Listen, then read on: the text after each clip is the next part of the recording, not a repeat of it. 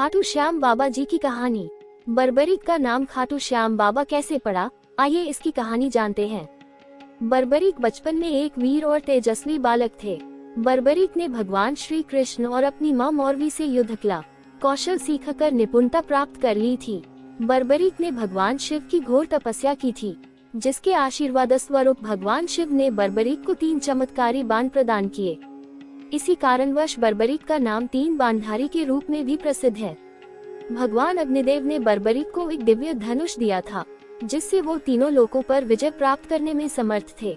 जब कौरवों पांडवों का युद्ध होने की सूचना बर्बरीक को मिली तो उन्होंने भी युद्ध में भाग लेने का निर्णय लिया। बर्बरीक ने अपनी मां का आशीर्वाद लिया और युद्ध में हारते हुए पक्ष का साथ देने का वचन देकर निकल पड़े। इसी वचन के कारण हारे का सहारा बाबा श्याम हमारा ये बात प्रसिद्ध हुई। जब बर्बरीक जा रहे थे तो उन्हें मार्ग में एक ब्राह्मण मिला। ये ब्राह्मण कोई और नहीं, भगवान श्री कृष्ण थे, जो कि बर्बरीक की परीक्षा लेना चाहते थे। ब्राह्मण बने श्री कृष्ण ने बर्बरीक से प्रश्न किया कि वो मात्र 3 बाण लेकर लड़ने को जा रहा है।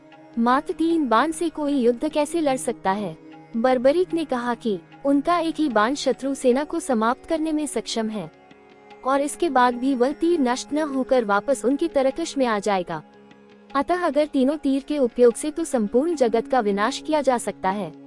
ब्राह्मण ने बर्बरीक से एक पीपल के वृक्ष की ओर इशारा करके कहा कि वो एक बाण से पेड़ के सारे पत्तों को भेद कर दिखाए।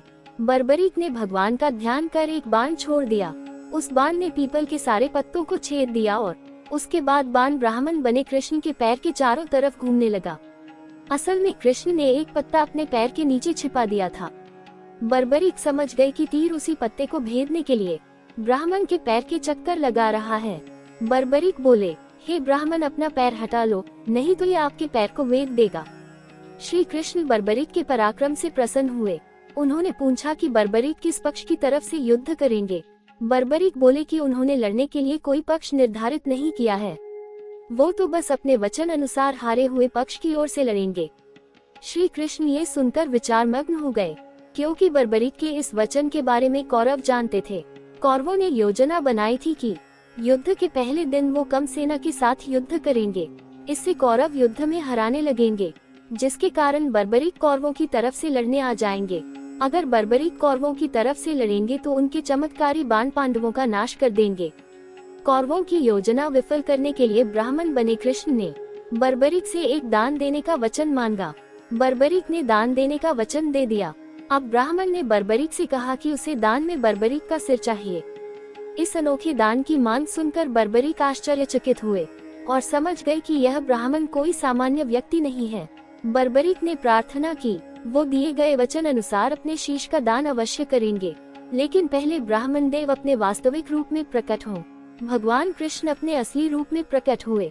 बर्बरीक बोले कि हे देव, मैं अपना शीश देने के लिए वचनबद्ध हूँ, लेकिन मेरी ये युद्ध अपनी आंखों से देखने की इच्छा है।